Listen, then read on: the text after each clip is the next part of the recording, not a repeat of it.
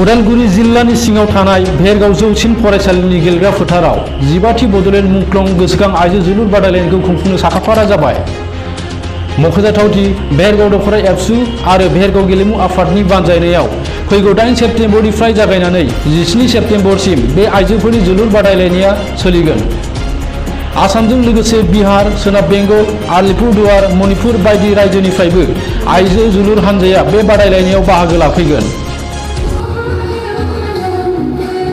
नंगौ फैबाय थानाय 8 सेप्तेम्बरनिफ्राय 17 सेप्तेम्बरनिसिम बड'लेण्ड मुंख्लं गोसोखांथियाव खुंगा 15थि आइजोफोरनि जोलुर बादायलायनाय बियो जानो थांगासिनो दङ आरो बेयाव जिहेतु जोङो साखाफारा खालामनाय बियो माने सोलिगासिनो दङ।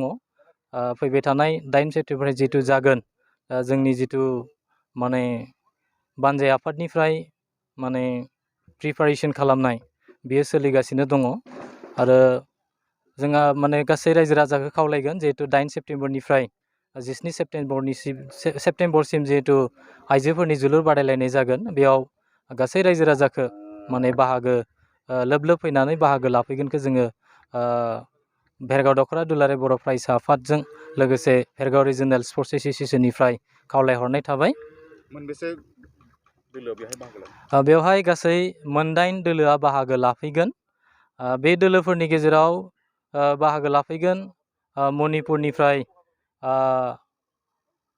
आइजो गेलेगिरि दोलो, लोगोसे वेस्ट बेंगल, आलिपुरदुवार, नर्थ बेंगल, कार्बि आंलं, सुक्लाय सेरफां आरो जोंनि भेरगाव ओनसोलनिनो गाम्बारि सिख्ला FC बिथांमोना नैबे बादायलायनायाव बाहागो लाफैगोन। बेनिफ्राय बिथांमोननि जि बादायनाय जागोन बेहाय माने टिकेटफोरनि माबाफोर बेबस्था दं?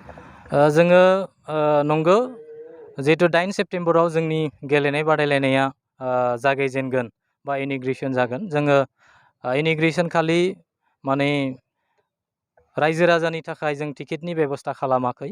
बेवहाय जोङो फ्रियैनो गेलेनाय बादायलायनायखौ दिन्थिनो सानदों आरो नैथि साननिफ्राय जोङो माने टिकेटनि बेबस्था खालामनाय जादों आरो टिकेटनि बेसेनखौ जों गोबां खालामनाय जायाखै, मात्र 10 रांल' माने टिकेटनि बेसेनखौ खालामनाय जादों आरो सेमि फाइनालनिफ्राय जोङो माने टिकेटनि बेसेनखौ 20 रां खालामनाय जागोन।